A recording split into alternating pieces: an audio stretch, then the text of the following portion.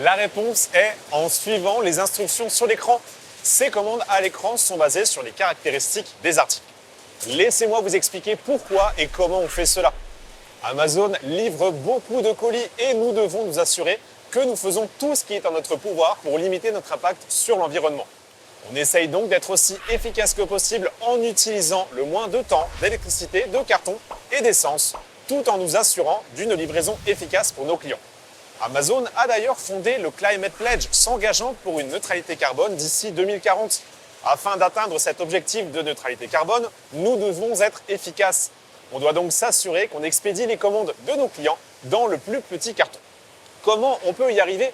Lorsqu'un jeu, un livre ou un tuyau d'arrosage arrive dans un centre de distribution pour y être vendu, on enregistre beaucoup de données le concernant, notamment ses dimensions et son poids. Et ces données sont stockées dans une base de données. Mais d'ailleurs, qu'est-ce qu'une base de données ? On vous donne la définition. Base de données, un ensemble d'informations structurées, stockées électroniquement dans un système informatique.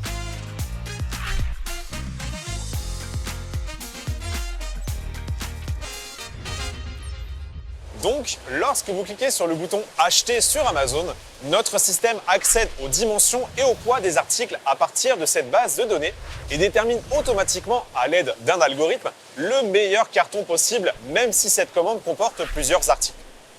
L'utilisation d'une base de données pour estimer la taille des colis nous permet aussi d'être plus efficace pour l'expédition. Alors, que se passe-t-il à une station d'emballage ? Comment fait-on pour mettre la commande du client dans le carton ? Eh bien, on prend un bac dont on scanne le code barre sur le côté. Cela indique à notre système que les produits sont arrivés à la station d'emballage. Le packer prend alors l'un des articles, le vérifie et le scanne dans le système informatique. Ensuite, l'ordinateur indique au packer la taille du carton à utiliser et choisit le plus petit carton possible. Le système reconnaît les dimensions de l'article car elles figurent déjà dans la base de données. C'est donc l'informatique qui nous permet d'être plus efficaces.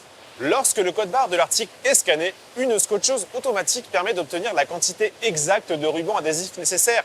Le packer utilise ensuite du papier craft ou du papier bulle pour caler les produits afin que rien ne soit endommagé. Ensuite, le carton est fermé.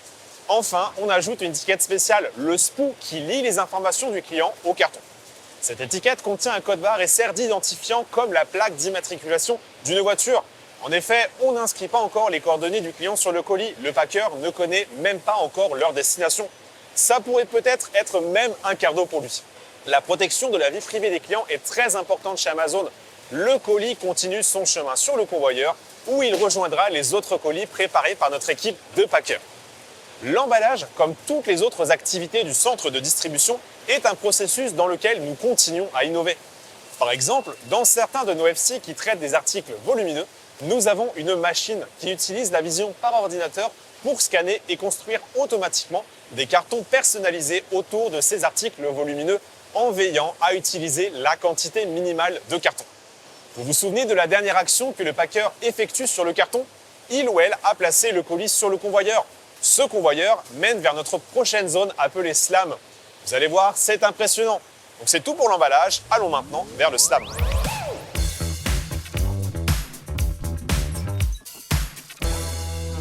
Bienvenue. On va aborder ici l'étape numéro 4, le SLAM. Mais avant de commencer, vous connaissez le principe, une petite question pour vous.